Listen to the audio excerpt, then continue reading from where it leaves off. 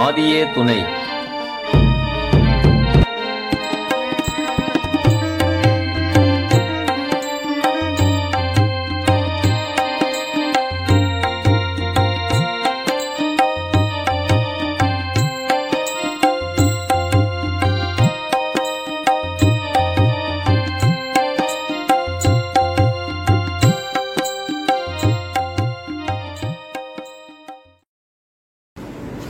பரமனே உருவெடுத்து பாரிடை குருவாய் வந்த துறவரக்கரசே காமில் புன்மறை புகழும் தேவே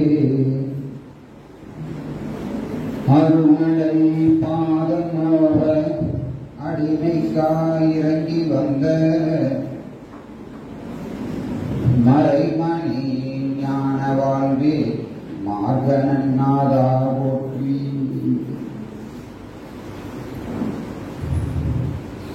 இந்த சபை தெய்வத்தை கண்டு தரிசித்தவர்களும் காணாமல் நம்பி தெய்வத்தை இன்னைக்கு இதை தொடர்ந்து கொண்டு இருக்கும் அனைவருக்கும் என்னுடைய மனப்பூர்வமான நமஸ்காரங்கள். இன்னைக்கு புதுசாக நிறைய வந்திருக்கீங்க.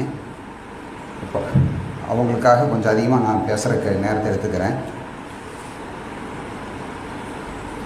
ஆனால் என்ன 20 வருஷம் கழித்து ஒரு நண்பர் வந்து எங்கிட்ட பேசிகிட்டு இருந்தோம், 2 பேர் படிச்சுட்டு இருந்தோம், நூல் படிச்சுட்டு இருக்கும்போது, அம்மா இவ்வளோ காலம் படிச்சுட்டு இருக்கிறீங்களே, என்ன தெரிஞ்சுக்கிட்டீங்க, படித்து என்ன தெரிஞ்சுக்கிட்டீங்க அப்படின்னு ஒரு வார்த்தை என்கிட்ட கேட்டார். ஒரு வாரத்துக்கு முன்னாடி தெய்வத்தை ஒரு அணுவளவாவது தெரிஞ்சுக்க முடியுமாங்கிறத முயற்சி செஞ்சு முடியாமல் தோற்று போயிட்டுருக்கிறேன். ஏன்னா தொடர்ந்திருந்து நோக்குங்கால் அவர் நாமம் தொல்புவியும் வானும் கொள்ளார். எப்படி பார்க்கணும் இறைவனை, நீங்கள் எப்படி பார்க்கணும் அப்படிங்கிறதுக்கு நீங்கள் கால நிர்ணயிக்கிறதுக்கு ட்ரை பண்ணுவோம். புதுசாக வந்தோம், புதுசாக வந்திருக்கோம் நாம் என்ன இறைவன் எப்படியோ இன்றைக்கி தெரிஞ்சிடணும். தீக்காக்காரங்க ஒரு இது இருக்குது. அவங்க என்ன செய்வாங்க கேட்டிங்கன்னா, அவங்க இல்லைங்கிறதே டிக்ளேர் பண்ணிகிட்டு இருப்பாங்க. அது தப்பு இல்லை, அவங்களோட கொள்கை. அதுக்கு நான் அது ஒரு பக்கம் இருக்கட்டும். இப்போ என்னுடைய இதில் என்னன்னு கேட்டிங்கன்னா, நீங்கள் புதுசாக வந்து கிட்டத்தட்ட அந்த மாதிரி ஒரு போர்க்களத்தை நம்ம டிக்ளேர் பண்ணுவோம், ஒரு வார் டிக்ளேர் பண்ணுவோம். என்ன தெரியுங்களா, இன்றைக்கி எப்படியாவது தெய்வத்தை தெரிஞ்சிடும். ஒரு ஆத்திரம் அப்படி தான் இருக்குங்க மனுஷனுக்கு. இன்றைக்கி எப்படியாவது தெரிஞ்சிடும். ஏதாவது ஒன்றை உலகத்தில் பொய் விஷயத்தை முழுசாக தெரிஞ்சுக்கிட்டீங்களா சொல்லுங்கள். பல்லு வளர்க்குறதுக்கு எத்தனை பேர் இருக்குங்க எப்படின்னு தெரியும் கிளியராக? பல்லு வளர்க்குறது புரியலன்னு நான் மறுபடியும் ஒரு பொண்ணமாக சொல்கிறேன். பல்லு வளர்க்குறது எப்படின்னு எத்தனை பேர்த்துக்கு கிளியராக தெரியும்? பர்ஃபெக்டாக இதான் மெத்தடு அப்படின்னு தெரியுமா? ஹலோ, சரி. காலையில் என்ன தான் டிஃபன் சாப்பிட்றது கரெக்டு, எந்த டயட் தான் கரெக்டுன்னு யாருக்காவது கரெக்டாக தெரியுமா? பர்ஃபெக்டாக. அப்புறம் இன்னமும் இம்மியே முடியல. என்ன ஊரில் பழமொழி சொல்லுவாங்க இல்லைங்களா, கூரை ஏறி கோழி பிடிக்க முடியாதவனுக்கு அப்படி ஒரு கதை சொல்லுவாங்க. அந்த மாதிரி நம்மளோட முயற்சி எப்படி இருக்குன்னா, அப்படி ஒரு போர்க்களமாக இருக்குங்க. நல்லது தான், ஆனால் அதில் நல்லதும் இருக்குது, கொஞ்சம் கெடுதலும் இருக்குது. அது 20 வருஷம் பயணம் பண்ணதுக்கப்புறம் அவர்கிட்ட என் நண்பர்கிட்ட சொல்லும்போது, தெய்வத்தை தெரிஞ்சுக்கவே முடியாதுங்கிறத தெரிஞ்சுக்கிட்டப்பா. 20 வருஷம் படிக்க வேண்டியது, அதை தெரிஞ்சுக்கிறதுக்கு 20 வருஷம் படித்து தெளிவாகி, ஆனால் தெய்வத்தை விடவே கூடாதுங்கிற முடிவுக்கு வந்துட்டேன். நீங்கள் நினைக்கிற மாதிரி ஏதோ ஒரு லைட்டு எரிஞ்சால் ஏதோ ஒரு லைட் எரியும், தெய்வத்தை தெரிஞ்சுக்கலாம். ஏதோ ஒரு உடம்புல வைப்ரேஷன். நாங்களாம் அப்படி சுற்றிட்டு இருந்த அளவுக்கு தானே யோகா கிளாஸ்க்கெலாம் போயிட்டு இருந்தோம் நிறையா. இந்த சக்கராவில் வந்து சும்மா எனக்கு இந்த உச்சந்தலையெல்லாம் யோகா பண்ணும்போது கிருகிருன்னு சுற்றுங்க. இந்த இடமெல்லாம் பயங்கரமாக 6 சக்கரை ஆக்டிவேட் பண்ணுறங்கிறதெல்லாம் சும்மா பம்பரை ஓட்ட மாதிரி சுற்றும், சும்மா விருன்னு சுற்றும். அப்படிலாம் நீங்கள் அது ஒருத்தர் அனுபவத்துக்கு ஒரு மாதிரி இருக்கும். இப்படிலாம் ஏதாவது சொன்னால் தான் நம்புகிறான். இப்படிலாம் எதுவுமே வைப்ரேஷன் உள்ளே ஏதாவது இந்த அரிசி சலிக்கிற மெஷின் மாதிரி போட்டு ஒன்று குளுக்கோணும் மாட்டிருக்கு. மெய்வெளி சாலைக்கு போனோன்னு எல்லாத்துக்கு எப்படி இருக்கணும்னா, அந்த அரிசி சலிக்கிற மெஷின் மாதிரி ஒரு மிஷின்கள் போட்டு 4 குலுக்கி எடுத்து வெளியே போட்டால் ஞானம் வந்துடும் நினைக்கிறாங்க. அப்படி அல்ல, வந்து இருக்கிறது இயற்கை கடவுள்.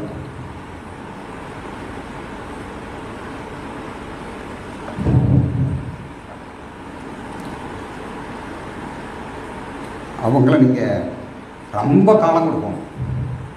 ஓரளவுக்கு இப்படிப்பட்ட தெய்வமா, இப்படி பாரதூரமானவங்களா, நான் வள்ளலாருடைய பாடலில் ஒரு வசன பகுதியை படிச்சுட்டு இருக்கும்போது ரொம்ப ஆச்சரியப்பட்டேன். அவங்க பின்னாடி வசன பாகங்கள் பெரும்பாலும் நம்ம தெய்வத்தை பற்றி எழுதியிருப்பாங்க. தனித்தலைமை பெரும்பதி, என்ன வார்த்தை பாருங்க. அவங்க யுனிக், இது வரைக்கும் வந்தவங்க யாருமே இல்லையா, தனியாக ஸ்பெஷல், தனினா யுனிக், தலைமை ஹெட்டு வருதான். பெரும்பதி சாதாரணமாக்குது, சாதாரண தெய்வங்கன்னு சொல்லிடாதப்பா மனசில். ஏன்னா நாங்கள் அடிக்கடி பயந்து பேசுகிற ஒரு வார்த்தை, இறைவனை அஞ்சரடியாக நினச்சிடாதீங்க, அது பெரு சாபம்னு. நிறைய பேர் எப்படி ஏமாந்தாங்கன்னா மெய்வழிகளையும் இன்றைக்கி ஏமாந்துட்டு இருக்கிறாங்கன்னா, அவங்கள அஞ்சரடி உருவத்துக்குள்ளே நினச்சி பார்க்க ட்ரை பண்ணுறாங்க. தெய்வம் அவங்களே திருவாக்கு எழுதியிருக்காங்க, அவங்களுடைய சத்குரு பிரானை 5 அடி உயரம் உள்ளவர்களாக நினைத்து ஏமாந்து விடாதே. அகிலாண்ட கோடி பிரம்மாண்ட கைலை நாடு 5 அடி தேகத்தில் வந்திருக்குதுன்னு நினை. முதல்ல ப்ராக்டிஸ் பண்ணுங்க, வராது எப்பவுமே. ஏன்னா நம்ம இந்த 5 அடியிலேயே உருவத்தை பார்த்து நம்ம ஏமாந்து போனவங்க. அவங்கள அதுக்குள்ளே டிஃபைன் பண்ணுற ட்ரை பண்ணாதீங்க.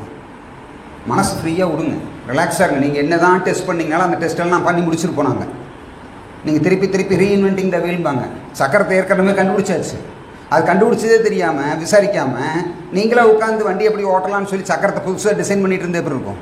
அந்த மாதிரி கால விரயம் நிறையா ஆகிட்டு இருக்கும். அப்போ இந்த பாடல் இருக்குது. இந்த பாடல் ரொம்ப அற்புதமான ஒரு 2 விஷயத்தை நான் ரொம்ப அடிக்கடி நினைக்கிறது உண்டு. நிறையா அதில் பாடல் எல்லாமே தேன் இருந்தாலும் எனக்கு மனசில் அப்பப்போ ஒரு ஜொலிக்கிற விஷயம் அதில் இருக்குது. இறங்கி அப்படிங்கிறத நான் என்ன நினச்சிட்டு இருந்தேன், இறங்கி வந்தாங்க தெய்வம், அப்படி தான் அந்த பெரிய ரா போட்டு அப்படி தான் நினச்சிட்டு இருப்போம்.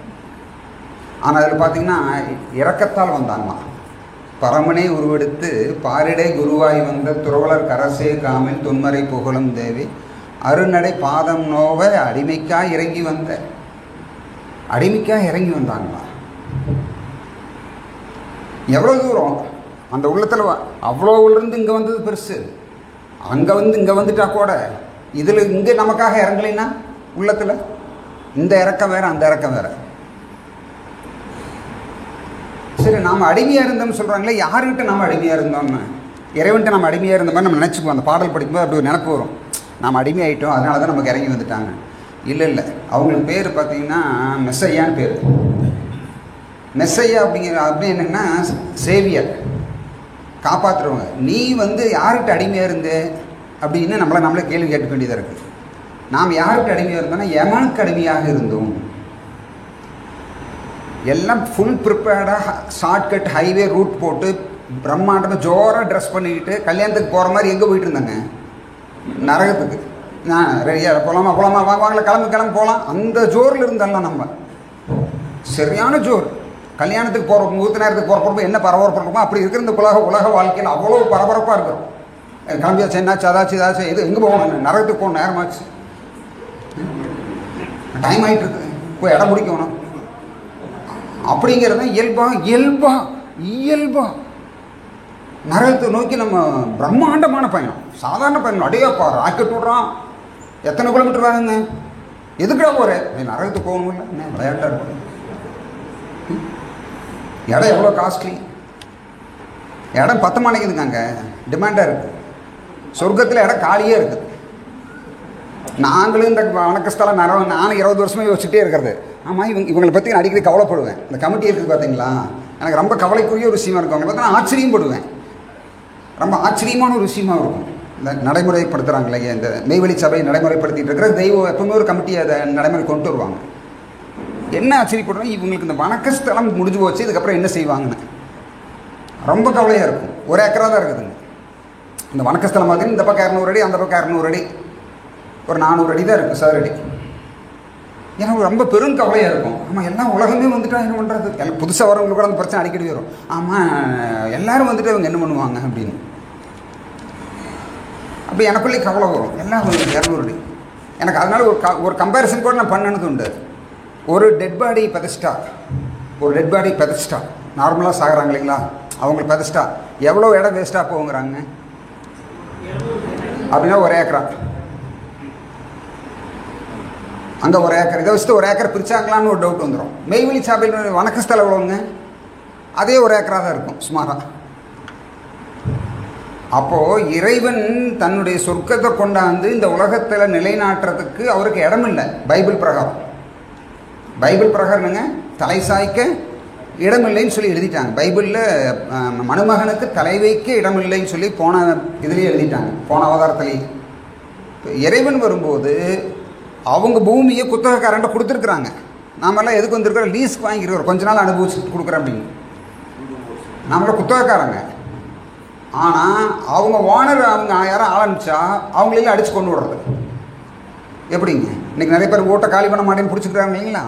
இல்லை உங்கள் இடத்த இன்னொருத்தர் டாக்குமெண்ட் போட்டுக்கிறது, இந்த மாதிரிலாம் பண்ணுறாங்க. அந்த மாதிரி என்னுடைய இறைவனுடைய சொத்து இதெல்லாம். இப்போ நாம் என்னமோ இல்லை ஓனர் ஆகிட்ட மாதிரி ஒரு ஃபீலிங் உட்காந்துருக்குறோம். உங்களுக்கு எது கொடுத்துட்டுனா லீஸு கொடுத்துருக்காங்க. அது அப்போது நான் அடிக்கடி 200க்கு 200 இருக்குது, இதுக்கு உலக மக்கள்லாம் திரண்டு வந்தாங்கன்னா எங்கடா இந்த இடம் பிடிக்கும் அப்படின்னு கவலைப்படுறதுலாம் உண்டு. அது எப்படி நடக்கணும், அது காலகாலத்தில் நடக்கும், அது நம்ம கவலை இல்லை. அது இறைவன். ஜிகே மாமா ஒன்று அடிக்கடி சொல்லுவார், யோ நீ வந்த வேலையை நீ பாரியா, தெய்வம் அவங்க வேலையை பார்ப்பாங்க அப்படிம்பாரு. நம்ம ஆளு புதுசாக வந்தப்போ நிறையா, நான் உங்களாட்ட வந்தப்போ நானும் நிறைய கேள்விப்பேன். ஆமாம் நமக்கெல்லாம் கிடச்சிருச்சு, ஆப்பிரிக்காவில் அமெரிக்காவில் ஆஸ்திரேலியாவில் இருக்கிறவனுக்கு எப்படி கிடைக்கும்? இவருக்கு ஏதோ கிடச்சி முடிச்சு சொர்க்கத்தில் ஃபைனலைஸ் பண்ணிட்ட மாதிரி இவரோட கவலை. நமக்கெல்லாம் கிடச்சிருச்சு, ஆப்பிரிக்காவில் ஆஸ்திரேலியாவில் இருக்கிறவங்க என்ன பண்ணுவாங்க? தெய்வம் தெளிவாக எழுதியிருக்கிறாங்க, அந்த உலகத்தை நரகத்துக்காகவே படைத்திருக்கிறேன். அதனோட டீப்லாம் போய் பார்த்தீங்கன்னு வச்சுக்கோங்க, நடுங்கிடுவீங்க. அப்பா நம்ம தப்பிச்சிட்டோமா நெஞ்சா நல்லா அடிச்சுட்டு இருக்கு. ஒவ்வொரு நைட்டு உட்காந்து ஏன் இப்படி கொண்டாட்டமாகவும் நான் கிடச்சிருச்சா, இந்த மெய்வெளி நமக்கும் காதில் விழுந்துருச்சா, எங்கே கிடந்த நம்மலாம்?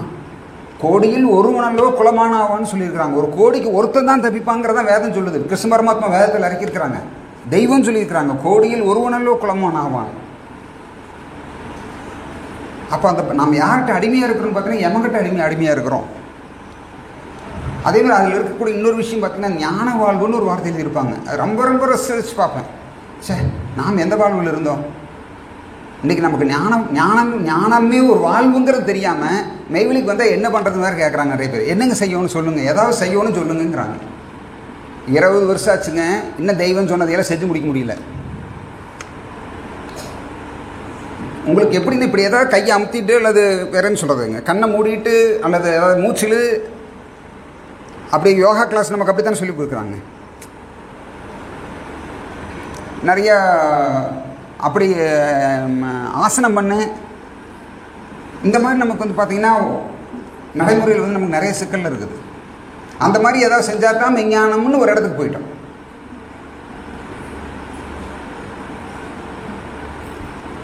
மெய்ஞானம்னு என்னங்கிறத தெய்வம் அழகாக மெய்வெளியை பற்றி, மெய்வெளியே அங்கே தான் ஆரம்பிக்குதுங்க. உலகத்துலேருந்து மெய்வெளி எப்படி பிரியுது, எந்த இடத்துல பிரியுதுன்னு கேட்டிங்கன்னா, தெய்வம் பாட்டையாக சம்பாஷணை நடக்கும்போது ஒரு அற்புதமான ஒரு பகுதி இருக்குதுங்க. நான் ஏதாவது கை இப்படி வச்சோடனே அக்காவை தப்பாக யோசிச்சுக்காதீங்க, அது சப்ஜெக்ட் வேறு, குழப்பிக்காதீங்க. எனக்கு அது வேறு உள்ள வந்து ஃப்ளாஷ் அடிக்குது, ஒரு இது தப்பாக சொல்லிட்டோமோ. அது உங்களுக்கு என்டையராக ஹெல்த் ஓரியன்ட். நீங்கள் ஹெல்த்துக்காக எக்ஸசைஸ் பண்ணுங்கள், ஹெல்த்துக்காக ஆசனம் பண்ணுங்கள், அதெல்லாம் வேறு விஷயம். உலகாயுதமாக கொண்டு வருங்க சப்ஜெக்ட், அது வேறு. தெய்வீகம் வரும்போது என்டையராக வேறு, ஓகேங்களா? அது ஆரோக்கியங்கிறது உடல் ஆரோக்கியம், அதுக்கு இது போட்டு கன்ஃபியூஸ் பண்ணிக்காதுங்க. அதை நீ பார்த்துக்கணுன்னு சொல்லிட்டாங்க, அது அதுக்கு டாக்டர் இருக்கிறாங்க, அது அதுக்கு நீ பார்த்துக்கொண்டு. ஏன்னா சில சமயம் பேசும்போது உள்ளே வந்து அது ஃப்ளாஷ் அடிக்கும், இப்படி பண்ணிட்டோமோ அப்படின்னு. அதையே மனைவியில் இப்போ நம்ம பேசக்கூடாது, ஓகே? ஸோ அதனால் அந்த மாதிரி இல்லை. அப்போ வந்து பார்த்திங்கன்னா நமக்கு வந்து பார்த்திங்கன்னா அந்த யோகா மார்க்கத்தில் பூஜை புனஸ்காரம் பண்ணிகிட்டு இருந்து மெய்வெளிக்கு வரும்போது ஒரு பெரிய இடைச்சல் ஒன்று இருக்குது. என்ன கேட்டிங்கன்னா, தெய்வத்துக்கு அந்த பிரச்சனை வருது. அவங்க பயங்கரமாக மூச்சல் அடக்கி யோகம் பண்ணிகிட்டு இருக்கிறாங்க. மெய்வெளி எங்கே டர்ன் ஆச்சு, எங்கே ஸ்டார்ட் ஆச்சுங்கிறது அற்புதமான இடங்க, ரொம்ப ரொம்ப பாரதம். நீங்கள் ஒவ்வொன்றையும் நான் இந்த உபதேசம் விஸ்வரூப தரிசனம் இப்படிலாம் சொல்கிறாங்க இல்லைங்களா, நிறைய சொல்லுவாங்க. உங்களை குழப்பறதுக்கே நிறைய வரும், உங்களுக்கே நீங்கள் குழப்பிக்குவீங்க. மெய்வெளி பொறுத்து சதா நீங்கள் விஸ்வரூப தரிசனில் தான் இருப்பீங்க. தெரிஞ்சுக்கிட்டிங்கன்னா சதா நீங்கள் வந்து உபதேசத்தில் தான் இருப்பீங்க, சதா ஏகாந்தத்தில் இருப்பீங்க. நமக்கு இப்போ மெய்வெளி அப்படின்னு ஏதோ அண்ணா பேசிகிட்டு இருந்தாங்க. அந்த மெய்வெளிங்கிறது நினச்சா எனக்கு எங்கேயோ போயிட்டேன். அப்பா எவ்வளோ பெரிய விஷயம் அது மெய்வெளிங்கிறது. மெய்வெளிங்கிறது எவ்வளோ பாரதூரமானது, எதை தொட்டாலும். பகவனின் ஒரு சொல் கீதை பவமலி விஸ்வரூபம். ஒரு வார்த்தை கிட்ட கூட போக முடியாது. நான் என்ன நினச்சிக்கிட்டு இருக்கிறீங்களா? கொஞ்சம் உரிமையாக பேசுவேன். நாங்கள் வந்து வேறுபடுத்தியெல்லாம் பேச தெரியும். ஃபார்மாலிட்டியே பேசுனா அப்புறம் பேச்சு வராது. என்னடா ஒரு உரிமையில் பேசுகிறாங்களா, உரிமையாக பேசுகிறாங்களான்னு நினச்சிக்காதீங்க. என் பெஸ்ட்டு ஃப்ரெண்டாக நினச்சி நம்ம பேச முடியும். இல்லைடா என்ன சொல்லி ஃபார்மாலிட்டியை சொல்கிறதுக்கு இதுன்னு நான் 5 ஸ்டார் ரோட்லாம் நடத்திட்டு இருக்கேன். Excuse me, how are you gentleman கேட்குறதுக்கு இது உசூல் சமாச்சாரம் இல்லைங்களா? அது எனக்கு தெரியும். அதெல்லாம் பார்த்துட்டு வந்தாச்சு. அதெல்லாம் பார்த்துட்டு வந்துட்டு தான் இங்கே வந்து உட்காந்துட்டோம். எல்லாம் வெறும் ட்ராமாவாக இருக்குது, ஒன்றுமே இல்லை. கதை கந்தாலாக இருந்தா சாமி, தப்பிக்கிற வழி என்னடான்னு பார்க்கலான்னு தான் கம்மனு சமணங்கால் போட்டு உட்காந்தாச்சு. இப்போ பகவனின் ஒரு சொல் கீதை பவமல் இதுக்கு என்ன வேணும் உங்களுக்கு? ஒரு வார்த்தையை நீங்கள் பாரதூரத்தை கண்டுபிடிச்சிருவீங்களா? ஒரு வார்த்தையினுடைய சொல்லினுடைய தெய்வம் சொல்கிறாங்க, ஒரு வார்த்தைக்கு நீங்கள் எத்தனை கொடுப்பீன்னு கேட்குறாங்க. 4 கோடி கற்பகாலம் இருந்தால் கூட தெரிஞ்சுக்க முடியாத பாரதூரமான தேவ ரகசியங்கள், அவ்வளோ பாரதூரமான விஷயங்கள் இருக்குது. அதனால் இந்த மாதிரி உங்களை நிறைய குழப்பறதுக்கு இந்த மாதிரிலாம் வருவாங்க. ஏதாவது ஒன்று சொல்லிக்கிட்டு அந்த மாதிரி குழப்புற இடத்துல போனீங்கன்னா இயல்பு. என் பையனுக்கு கூட நான் என்ன சொன்னேன்னா, டே நீ டிச்சில் உழுவுறது நான் வேண்டான்னு சொல்லலை. வளர்ந்து வரும்போது கெட்டது நல்லது கெட்டதெல்லாம் தெரிஞ்சுக்கணும். ஆனால் இறைவன்ட்டு என்ன பிரார்த்தனை பண்ணுன்னா, எந்திரிச்சு வர்றதுக்கு சக்தி கொடு தெய்வமேன்னு மட்டும் கேளு. அதில் எதுலேயுமே மாட்டிக்காமல் நல்வழியில் என்னைய வழிநடத்துங்கன்னு வேண்டிக்கும். ஏன்னா நீங்கள் பயணம் பண்ணும்போது ரொம்ப ரொம்ப பெரியது. ஓகேங்களா? என்ன தெய்வம் நிறைய இடத்துல பல வகையாக சொல்லியிருக்காங்க. கேட்க மதி அதிகம் வேண்டுங்கிறாங்க. புழங்காத பேச்சுலகில் புகழுகின்றேன் உங்களுக்கு. இது புழங்காத பேச்சு. இந்த உலகத்துலேயும் இந்த பேச்சு இல்லை. அப்போ இதை சொல்லும்போது இதை கேட்கறதுக்கு மதி அதிகம் வேண்டும். அப்போ முதல்ல அதை வாங்க வேண்டியது இருக்குது. நீங்கள் இதெல்லாம் கரெக்டாக வாங்கிறதுக்கு முன்னாடி இவங்க பேசுகிறதே லாங்குவேஜே வேறுங்க, தேவ பாஷைங்கிறாங்க. அப்போ இது வேறு பாஷை, தமிழ் தான், ஆனால் வேறு பாஷை. இது இந்த பாஷையை தெய்வத்தை நீங்கள் புரிஞ்சுக்க உங்களுக்கு இதாகும், புரிய ஆரம்பிக்கும். அப்போது வள்ளல் பெரியப்பா ஒரு வார்த்தை எழுதுகிறாங்க, சத் சங்கத்தின் பிரயோஜனம் என்ன அப்படின்னு எழுதுறாங்க. இப்படி கூடி கூடி பேசுறதுடைய பிரயோஜனம் என்ன அப்படின்னு எழுதுறாங்க. சத் சங்கம் இப்போ சத் சங்கம்னா கூடி பேசுறதுங்க. இப்போ நான் கூட பாடும்போது ஒரு பாட்டு சொன்னார், கூடி சங்கம் தேட தேட கோதருந்திடும். என்ன பிரயோஜனம் அப்படின்னா, தெய்வம் சொல்கிறாங்க, தொடர்ந்திருந்து நோக்குங்கள் அவர் நாமம் தொல்புவியும் வானும் கொள்ளலாம். பூமியும் தாங்காதான், வானமும் தாங்காதான். சத்தியமே சத்தியம். அது எப்படி நான் உங்கள்கிட்ட வந்து சொல்ல முடியும்? அது எல்லாமே உள்ளே அனுபவிக்கிறதா இருக்குது. அறிவுலையும் உணர்வுலையும் அனுபவிக்கிறதா இருக்குது. நல்லா புரிஞ்சுக்குங்க. தெய்வம் தான் இந்த நமக்கு உங்களுக்கு அறிவு. உயிரில் உணர்ச்சி வசப்படுறது அறிவு, உயிரில் உணர்வு வசப்படுறது அறிவு. உடம்புக்கு வரும்போது அது உணர்ச்சி. அறிவின் சுகம் அது உடம்புல என்னவா மாறுதுங்க? உணர்ச்சியாக மாறுது. இங்கே இங்கே உடம்புல தத்தளிக்கும், உணர்வுகளால் தத்தளிக்கும். அங்கே அறிவால் பூத்து நிற்கும். அப்போது வள்ளலார் என்ன சொல்கிறாருன்னு கேட்டிங்கன்னா, சத் சங்கம் செய்வதன் பிரயோஜனம் என்னன்னு சொல்லும்போது, ஒவ்வொரு நாளும் 17-18 வருஷம் படிச்சுட்டு ஃபாலோ பண்ணிகிட்டு இருக்கும்போது இந்த வாக்கியம் வருது. என்ன தான் பிரயோஜனம்? நம்ம இப்படி பேசிகிட்டு இருக்கிறோமே, பெரியப்பா அதுக்கு என்ன சாட்சியம் பேசியிருக்கிறாங்க அப்படின்னா, அதோட தொடர்ந்து நீ வந்து சத்சங்கம் பண்ணும்போது இறைவன் எவ்வளவு மிகப்பெரியவர் என்பதையும், தெய்வம் எவ்வளோ பெரியவங்க அப்படிங்கிறதையும், நாம் எவ்வளவு சின்னவங்க அப்படிங்கிறதையும் தொடர்ந்து உனக்கு புரிதல் வந்துக்கிட்டே இருக்கணும். இப்போ புரிய என்ன ஆயிடுச்சுன்னா, அமைதியாகலாங்கிற இடத்துக்கு போயிடுச்சுங்க. எங்கடா அமைதியாகலாம், எங்கடா சைலண்ட் ஆகிறதுக்கு என்னடா வழி, எங்கடா நம்ம என்னைக்கு இதெல்லாம் பேசி யாருக்கு சொல்ல போகிறோம் அப்படிங்கிற மாதிரி ஒரு பயம் வர ஆரம்பிச்சிச்சு. இப்போ சமீபமாக ஒரு 6 மாதம் 1 வருஷமாக மனசு அப்படி தான் ஓடுது. நம்மளும் அமைதியாகிக்கும், இவ்வளோ பெரிய தெய்வத்துக்கு இவ்வளோ பெரிய விஷயத்தை எப்படி சொல்கிறது, என்னென்னு சொல்கிறது அப்படிங்கிற இடத்துக்கு போயிடுச்சு. அப்போ தொடர்ந்துருந்து அப்போ சொல்கிறாங்க. சரி, அதே சொல்லும்போது நாம் இன்றைக்கி ஒவ்வொரு நாளும் நீங்கள் சாலைக்கு வர்றீங்க, ஒரு விஷயம்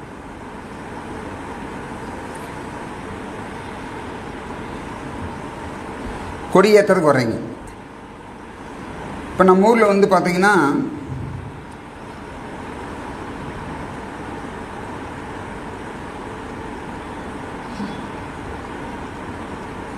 நம்ம ஊரில் கொடியேற்றுற ஒரு திருவிழா நடந்துகிட்ருக்கு.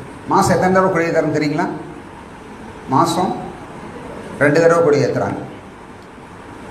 ஒவ்வொன்றுக்கு பின்னாடியும் பாரதூரமான விஷயங்களை கொடியேற்றுறாங்கன்னா கொடியேற்றுறது மட்டும் நினச்சிடாதீங்க. அந்த ஒவ்வொரு செயலுக்கும் பின்னாடி விஸ்வரூபமான விஷயங்கள் தெய்வம் செயலுடைய தெய்வமாக எல்லாமே எடுத்து வச்சுட்டு போயிருக்கிறாங்க.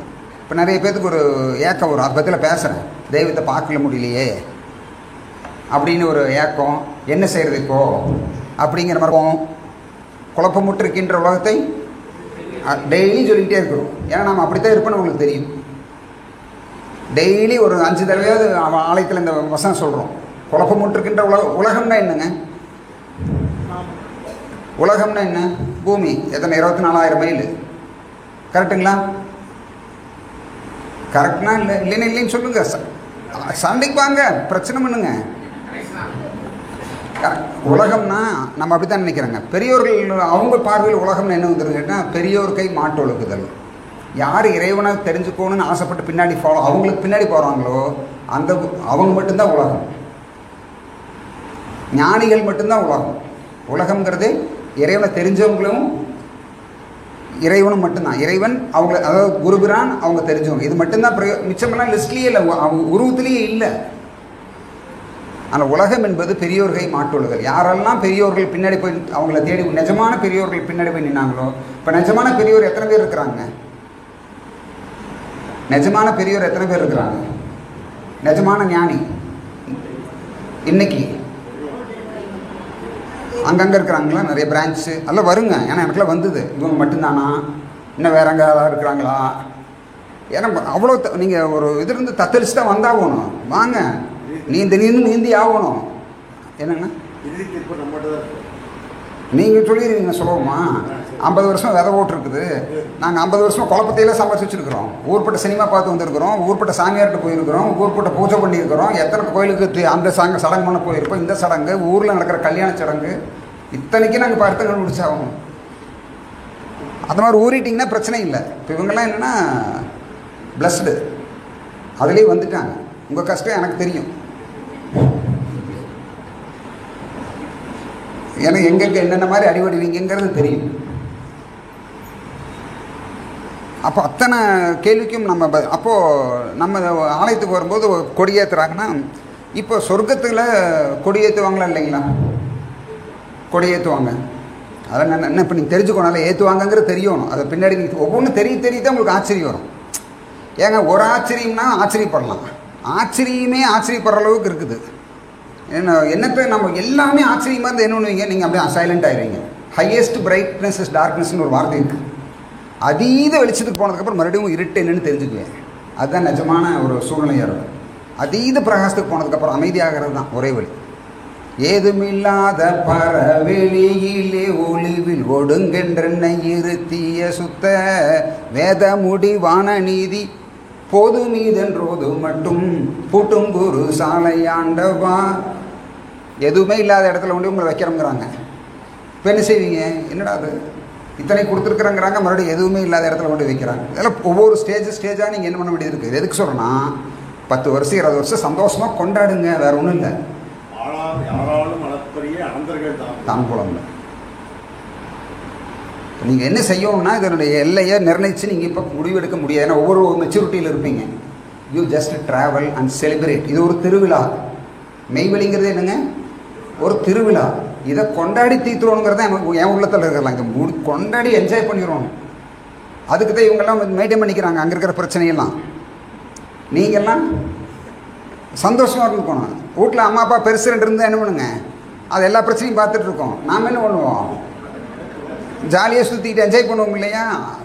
ஆனால் அந்த சூழ்நிலை உங்களுக்கு நம்ம உருவாக்கி கொடுத்துட்டா தான் நம்ம நிம்மதியாக இருக்க முடியும். நாமளே பிரச்சனை ஆகிட்டோம்னா அவங்க என்ன பண்ணுவாங்க? இப்போ வெளி பிரச்சனை தாண்டது வரும், உலக பிரச்சனை இருக்குது, வேறு மற்ற பிரச்சனை, அரசாங்கத்தோட சமாதானமாக போகிறது இருக்குது, பல விஷயங்கள் இருக்குது. அப்போ நடைமுறை சிக்கலை நம்ம புரிஞ்சுக்குவோம். அப்போது இன்றைக்கி நீங்கள் ஒவ்வொரு கொடிக்கு வரும்பொழுதும் நம்ம ஊரில் பார்த்தீங்கன்னா என்ன எதுக்காக இவ்வளோ தூரம் பேசுகிறேன்னு கேட்டிங்கன்னா, ஒரு பாடல் படிக்கிறாங்க. அது என்னென்னு தெரியாமல் நம்ம படிச்சுட்டு இருக்கிறோம். ஒரு தேசிய கீதம்னு ஒன்று இருக்குதுங்க.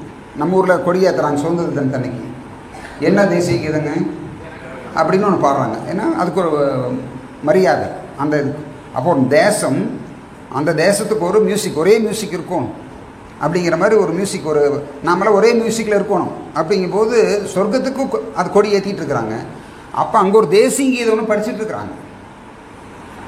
அங்கே ஒரு தேசிய கீதம், நேஷனல் ஆந்தம், சொர்க்கத்தினுடைய நேஷனல் ஆந்தம் என்னங்க? காப்பீடத்தே கதி ஒளிரும் கானகத்தே அப்படின்னா இந்த ஃபீலிங் தெரியும், இது சொர்க்கத்தினுடைய தேசிய கீதம் ஐயா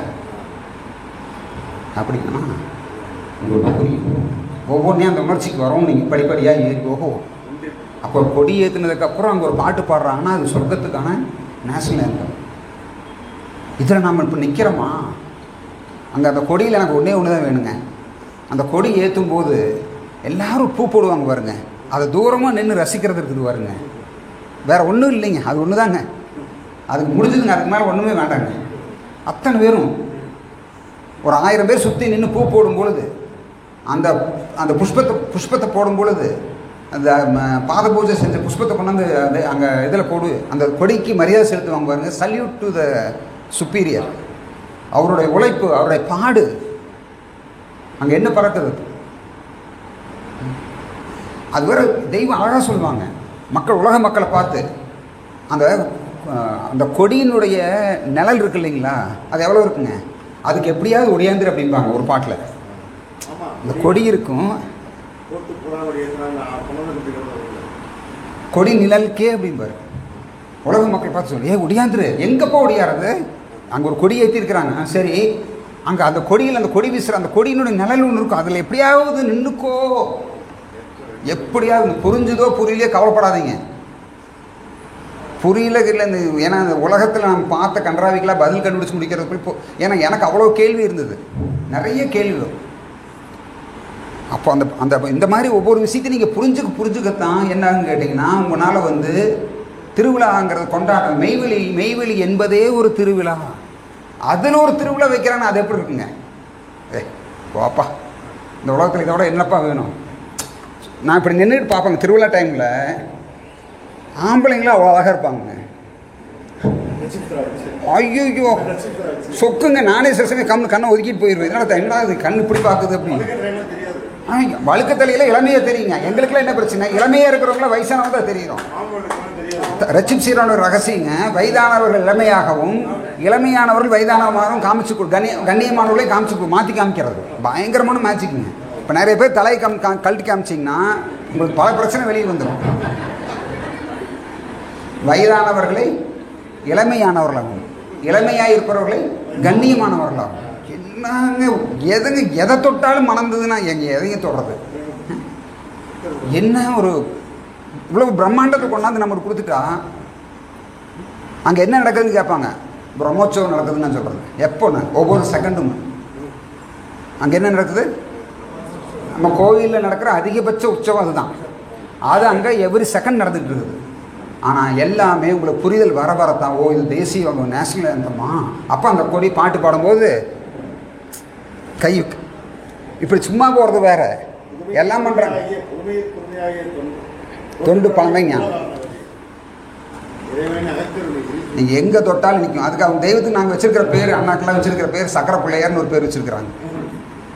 சக்கரை பிள்ளையார் எந்த பக்கம் நக்குனா நிற்குங்க, எங்கே நக்குனாலும் நிற்கும். நீங்கள் தெய்வத்தை கொண்டாடிட்டு இருங்க, குற்றம்லாம் குறைஞ்சி போயிடும், மகிழ்ச்சியாக இருக்கலாம், ஹாப்பியாக இருக்கலாம், சந்தோஷமாக போய் அடக்கலாம். எனக்கு என்ன நிறைய பேர் துக்கமாக அழைத்து போவாங்க, பார்த்தா கஷ்டமாக இருக்கும், மூஞ்சி தொங்க போட்டுக்கிட்டு. பார்த்துருக்குறீங்களா? நாங்கள் ஜோக்கா சொல்கிறது, சிலர்லாம் நம்ம வீட்டுக்கு வந்தாங்கன்னா வீடு பிரகாசமாயிரும், சிலர்லாம் வீட்டுக்குள்ளே வந்தாங்கன்னா வீடு பிரகாசமாயிரும், சிலர்லாம் வீட்டுட்டு வெளியே போனாங்கன்னா வீடு பிரகாசமாயிரும். ஏன்னா எனர்ஜி ட்ராகுலான்னு ஒரு பேர் வச்சுருக்குறோம். எனர்ஜி ட்ராகுலா என்ன செய்யுங்க? ரத்தம் குடிக்கும். உங்கள்கிட்ட இருக்கிற எனர்ஜி ட்ராகுலான்னு சிலர்லாம் இருக்கிறாங்க. உங்கள்கிட்ட இருக்கிற சக்தி எனர்ஜியெல்லாம் உங்கள்கிட்ட இருக்கிற சந்தோஷத்தையெல்லாம் உறிஞ்சிட்டு போயிடும். வந்து உங்களால் சேர்த்த பேசினானா நாமளும் தான் சீக்கிரம் அடக்காயிட்டா பரவாயில்லையே, எதுக்கு என்ன இருந்துக்கிட்டு என்ன பண்ணுறோம். அப்படி நிறைய அந்த எனர்ஜி ட்ராகுலாவை ரொம்ப ஜாக்கிரதையாக டீல் பண்ணுங்க, ஓகேங்களா? ஸோ அதனால் அவங்கெல்லாம் உங்களை பார்த்தீங்கன்னா உங்கள் மகிழ்ச்சியெல்லாம் எடுத்துருவாங்க. இவ்வளோ பெரிய திருவிழாவை தெய்வத்தை அந்த திருவிழாவே சொல்லுவாங்க, இவ்வளோ பெரிய திருவிழாவில் கூட என்ன நிலைமைக்கு போயிரும்னு வான் பண்ணியிருக்கிறாங்க. என்னுடைய ஞாபகமே இல்லாமல் திருவிழாவை கொண்டாடுகிறார்கள் அப்படிங்கிறாங்க. கடைசி காலமாக தான் ஆக்குறாங்க. அப்போது திருவிழான்னு என்ன, ஒரு கொடி கூட நீங்கள் ரசித்து பார்த்தா தான் நீங்கள் அந்த லிஸ்ட்டில் வரமாட்டேங்க. என்னுடைய ஞாபகமே இல்லாமல் திருவிழாவை கொண்டாடுவார்கள் இறுதி காலத்தில் சொல்லி ஒரு லிஸ்ட் இருக்குது. அதில் ஒரு லிஸ்ட்டு மக்கள் இருக்க போகிறாங்க. அதிலிருந்து நம்ம இந்த பக்கம் வந்துடணும். நாம் தெய்வத்தை ஒவ்வொரு அணுவும் ஒவ்வொரு தெய்வ செயல் ஏதும் இலதாய் யாதும் உளதாய் பார்க்குறதுக்கு ஒன்றுமே இருக்காது. மெய்வெளிச்சாலையில் என்ன இருக்குங்க? அங்கே புதுசாக ஒரு நிறைய பேருக்கு அந்த குழப்பம் இருக்கும். என்ன ஏன் இங்கே இருக்குது? யாதும் உளதாய் ஒன்றுமே இருக்காது. அங்கே என்ன இருக்குது நினச்சி பாருங்கள். மணல் இருக்குது. உண்மையாக சொல்லி பாருங்கள். அங்கே வந்தவன் என்ன நினைப்பான்? மணல் இருக்குது, ஒரு 50 குடிசை இருக்குது. அதுக்கப்புறம் ஒன்றுமே புரிய மாட்டேங்குது. இவன் என்ன வணக்கம் பண்ணுறான்னு புரியல. முஸ்லீமா சித்த நேரம் பார்த்தா சிவனேங்கிறான், சித்த நேரம் பார்த்தா மண்டி போட்டு ஆமேங்கிறான், சித்த நேரம் பஞ்சாச்சாரங்கிறாங்க, தென்னாடுடைய சிவனே போட்டு ஆதி மூலமேங்கிறான். இப்போ விஷ்ணுவோடு போகிறான் திடீர்னு. ஏன்னா அந்த முயல் முதல்ல அந்த கொரக்கடா இல்லை, பிற முதல்ல வந்து யானை பிடிக்கும்போது என்ன என்ன என்ன கற்றுச்சுங்க? ஆதி மூலமீன்.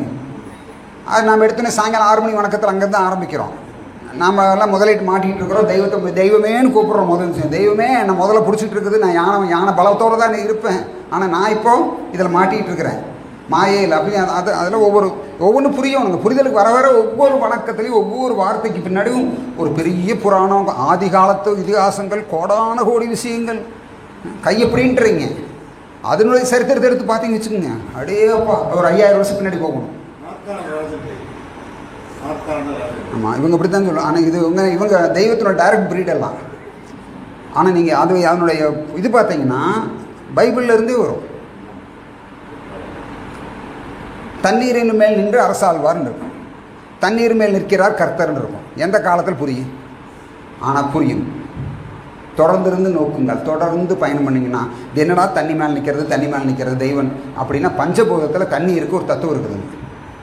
என்ன தத்துவம்னா எங்கே வச்சாலும் சமமாக நிற்கும். தண்ணிக்கு ஒரு தத்துவம் இருக்குது. அதுக்கப்புறம் அவங்க தண்ணீர் கொடுப்பாங்கிறது அடுத்த பிரச்சனை. அடிப்படையில் தண்ணீருக்கு ஒரு தத்துவம் இருக்குன்னு கேட்டிங்கன்னா பஞ்சபூதத்திலேயே ஒரே லெவல் காமிக்கும். மட்டம் பார்க்கணும் எதை வச்சு பார்க்கலாங்க? எந்த நிலையிலையும் எந்த பாத்திரம் ஊற்றினாலும் அது சமமாகத்தான் இருக்கும். அதனால் சமரச வேதநாதர். எங்கே வச்சு எந்த சூழ்நிலை போய் நின்னீங்கனாலும் நீதி மட்டுமே பார்க்குறவங்க. மட்டம் பார்க்குறவங்க ஆலயத்தில் கூட ஒரு இது வச்சுருப்பாங்க, ஃபோட்டோ, மட்டம் பார்க்குற ஒரு ஃபோட்டோ வச்சுருப்பாங்க. எல்லாமேங்க. அதனால பூரண கடவுள் தெய்வத்துக்கு பேர் பூரணர். ஏன் பூரணமுத்தி ஃபைனல் முடிஞ்சது, எல்லாம் முடிஞ்சு போச்சு. வந்திருக்கிறது இவங்க தான், நீங்கள் தெரிஞ்சுக்கிறது மட்டும்தான். சரி, இந்த பாடல் எதுக்காக எடுத்துன்னு சொல்லிக்கிறேன். அப்போ இந்த நேஷனல் ஆந்தம் ஏன் எடுத்துன்னு கேட்டிங்கன்னா, காப்பிடத்தே நிறைய பேருக்கு இது கதிரொளிரும் படிப்பாங்க.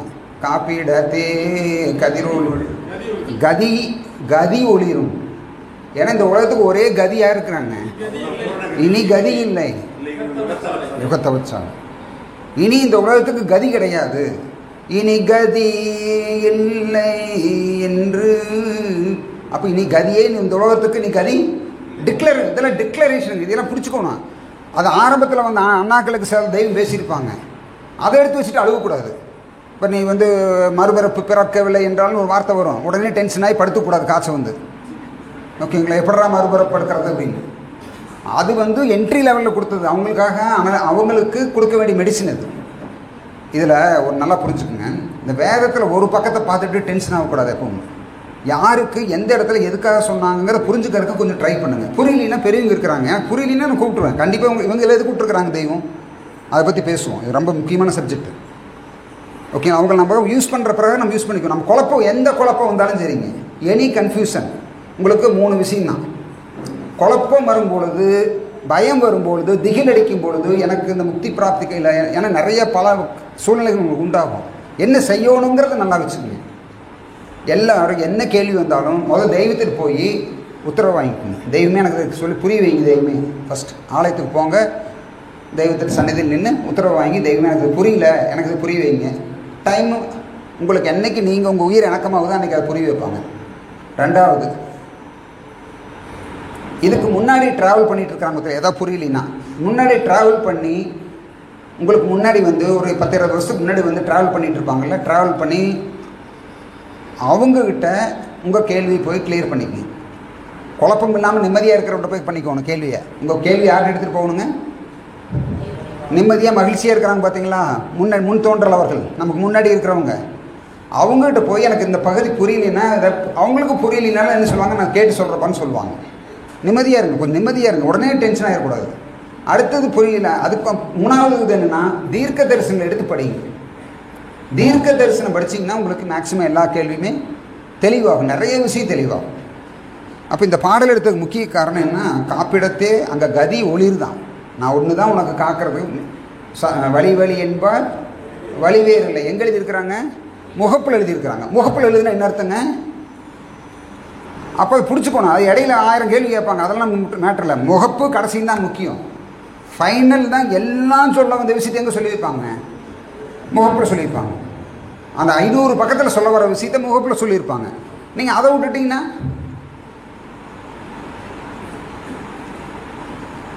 அச்சரம் அனைத்தும் இன்னும் கோடி பல பாசை மெச்சும் அதன் உச்ச நிலை மேனகை அனைத்தும் இச்சை பிறங்கீட்டு திருச்சாலையில் அல்லாது கொச்சை உலகோர்க்கது புறம்பு முதுகாமி.